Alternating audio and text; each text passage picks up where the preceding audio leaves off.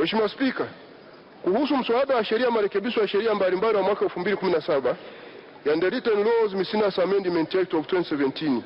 ambao uko mbele ya bunge lako tukufu, napenda kushukuru sana kamati ya kudumu ya bunge ya katiba na sheria inayoongozwa na mwenyekiti wake Mheshimiwa Mohamed Omar Mchengerwa, mbunge wa Rufiji, na makamu mwenyekiti Mheshimiwa Najma Mtaza Giga, mbunge wa viti maalumu, kwa ushirikiano na ushauri waliotupatia wakati wa kupitia mswada huu mbele ya kamati hiyo. Kamati hii ilifanya kazi kubwa na nzuri sana ya kuchambua mswada huu kwa makini na kusikiliza na kuchambua maoni yaliyowasilishwa na wadau walioitwa mbele ya kamati hiyo na kuishauri serikali kuboresha mswada huu. Serikali imezingatia ushauri wa kamati na imeleta jedwali la marekebisho kwa kuzingatia ipasavyo ushauri huo muhimu. Mheshimiwa Spika, mswada wa sheria marekebisho ya sheria mbalimbali wa mwaka 2017 ya The Written Laws Miscellaneous Amendment Act of 2017 unapendekeza kufanya marekebisho katika sheria mbili. Lengo la marekebisho yanayopendekezwa ni kurahisisha utekelezaji wa sheria hizo kwa kuondoa upungufu uliojitokeza wakati wa kutumia masharti ya sheria hizo na pia kuanisha masharti ya sheria zinazorekebishwa na masharti yaliyo katika sheria nyingine zilizopo. Baadhi ya masuala yaliyozingatiwa katika mswada huu ni kubadilisha vifungu vya sheria kwa kufuta baadhi ya vifungu vya sheria hizo na kuviandika upya, kufuta baadhi ya maeneo kwenye vifungu vya sheria, kuingiza maneno mapya na kuongeza vifungu vipya. Mheshimiwa Spika, sheria zinazopendekezwa kurekebishwa kupitia mswada huu ni kama ifuatavyo. Kwanza, sheria ya budget sura 439 ya The Budget Act Cap 439, na pili, sheria ya ofisi ya mwanasheria mkuu wa serikali utekelezaji wa majukumu sura 268 ya The Office of the Attorney General Discharge of Duties Act Cap 268. Mheshimiwa Spika,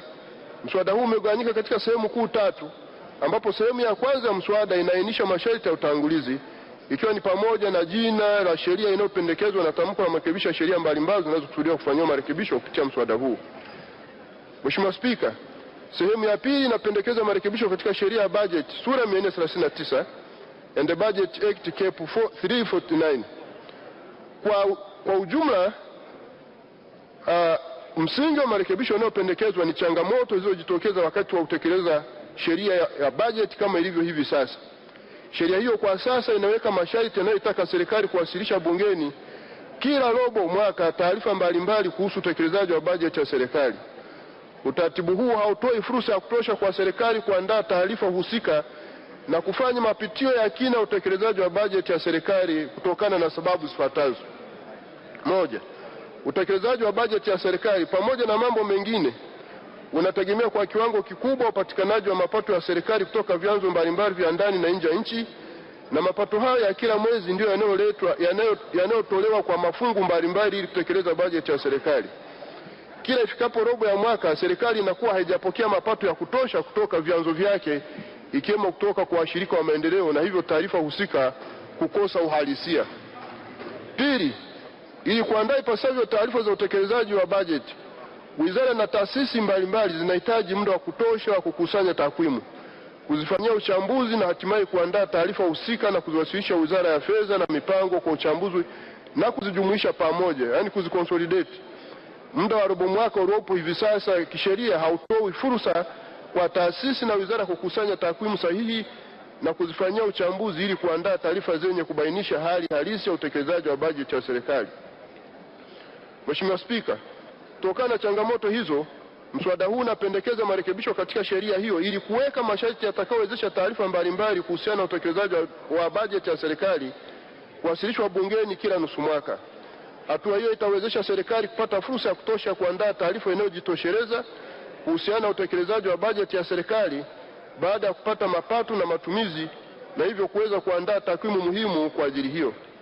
Mheshimiwa Spika, ibara 4 ya mswada inapendekeza kufuta na kuandika upya kifungu cha 41 kifungu kidogo cha 7 cha sheria hiyo kinachohusiana na uhamisho wa fedha, yani reallocation, na uwasilishaji wa taarifa za uhamisho huo bungeni. Sheria ilivyo sasa inaelekeza kuwa uhamisho wa fedha ufanywe na waziri mwenye dhamana ya fedha, na kwamba taarifa ya uhamisho wa fedha iwasilishwe bungeni kila robo mwaka, yani quarterly. Marekebisho yanayopendekezwa kupitia mswada huu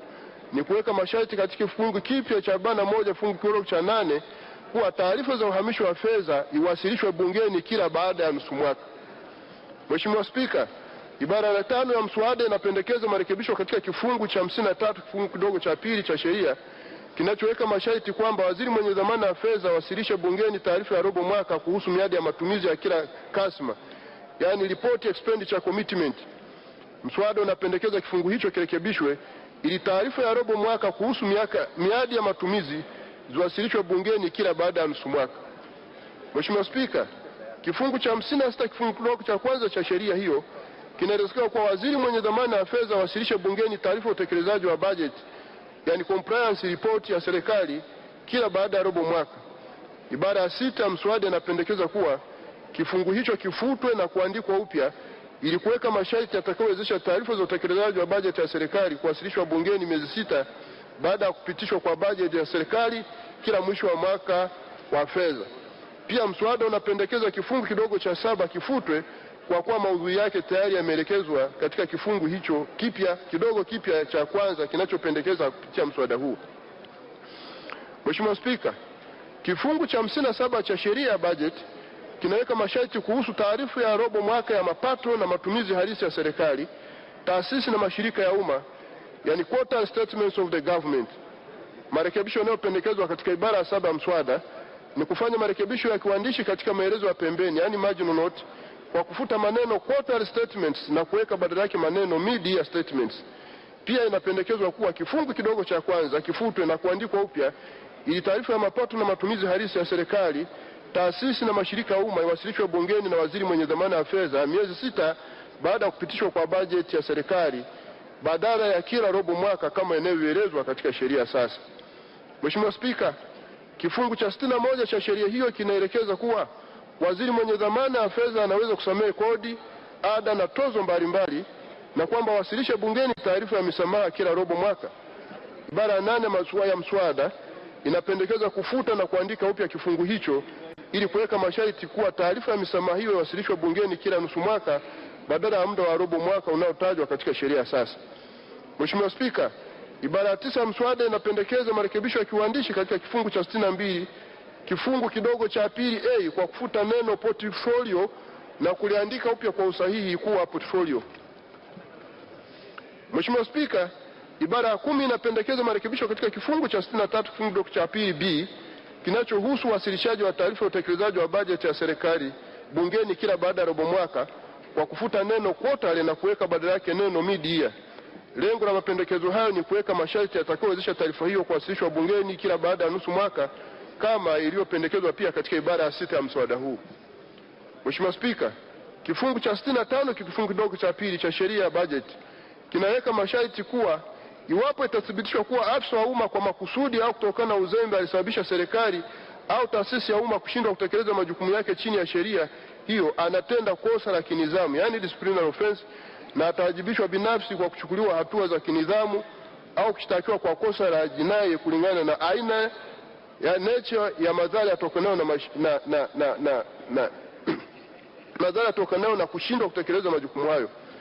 kama inavyoonekana kwenye jedwali la marekebisho. Marekebisho haya yanalenga kuhakikisha kuwa maafisa husika wanatekeleza ipasavyo masharti ya sheria ya bajeti. Mheshimiwa Spika, sehemu ya pili inapendekeza marekebisho katika sheria ya ofisi ya mwanasheria mkuu wa serikali, utekelezaji wa majukumu sura ya 268 and the Office of the Attorney General Discharge of Duties Act Cap 268. Ibara ya 12 ya mswada inapendekeza marekebisho katika kifungu cha 8 kifungu kidogo cha pili cha sheria hiyo kwa kufuta neno ordinance popote inapojitokeza katika kifungu hicho na kuweka badala yake neno act, kwa kuwa hilo ndio neno sahihi linalotumika kutaja sheria ikiwemo sheria zinazorejelewa katika kifungu hicho. Pia inapendekezwa kuwa rejea sheria uasili adoption ifutwe na kuweka badala yake sheria ya mtoto the law of the child. Hii ni kwa sababu sheria ya the adoption ordinance ilishafutwa kupitia sheria ya mtoto ambayo ndio inayosimamia masuala ya kuasili mtoto kwa sasa. Mheshimiwa Spika, ibara ya 13 ya mswada inapendekeza kufuta kichwa cha sehemu ya 7 katika sheria hiyo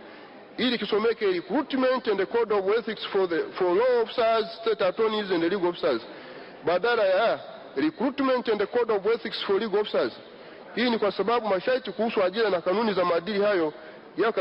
katika vifungu vya 24 hadi 29 vya sehemu hiyo yanahusu pia law officers na state attorneys kama inavyoonekana pia katika jedwali la sheria hiyo na sio legal officer pekee kama inavyoelezwa katika kichwa cha sehemu hiyo ya 7. Mheshimiwa Spika, kifungu cha 17 cha sheria hiyo kinampatia mwanasheria mkuu wa serikali haki ya kusikilizwa katika mashauri yenye masilahi ya umma mahakamani, mabarazani na taasisi za kiutawala. Lakini kifungu cha 17 kidogo cha kwanza kwa jinsi kilivyoandikwa hakieleweki vizuri kisarufi na kimaudhui, na pia kinaonekana kama kimejikita tu katika mashauri yaliyo katika administrative body pekee, wakati masharti mengine ya kifungu hicho yanahusisha pia mashauri yaliyoko mahakamani na mabarazani yenye masilahi ya umma,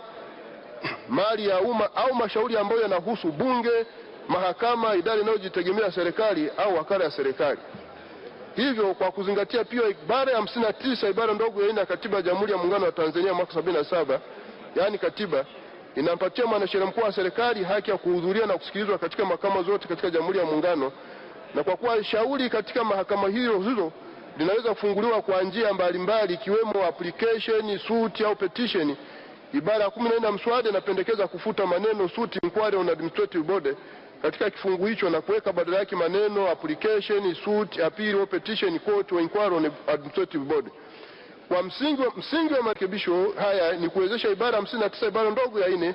ya katiba kutekelezwa kwa ufanisi ipasavyo, kwa mwanasheria mkuu wa serikali kuweza kusikilizwa katika shauri lolote lilofunguliwa au linaloendelea mahakamani katika Jamhuri ya Muungano kwa lengo la kulinda na kutetea masilahi ya mali ya umma na kushiriki katika mashauri yanayohusu bunge, mahakama, idara inayojitegemea, wakala wa serikali katika shauri husika. Mheshimiwa Spika, baada ya maelezo hayo, na kwa mara nyingine tena ninakushukuru sana kwa kunipatia nafasi ya kuwasilisha maelezo ya hoja kuhusu mswada wa sheria marekebisho ya sheria mbalimbali wa mwaka 2017, yani the Written Laws Miscellaneous Amendment Act 2017. Na naomba bunge lako tukufu liujadili na kupitisha katika hatua ya kusoma kwa mara ya pili na mara ya tatu, ili hatimaye marekebisho yanayopendekezwa yawe sehemu ya sheria za nchi yetu. Mheshimiwa Spika, naomba kutoa hoja.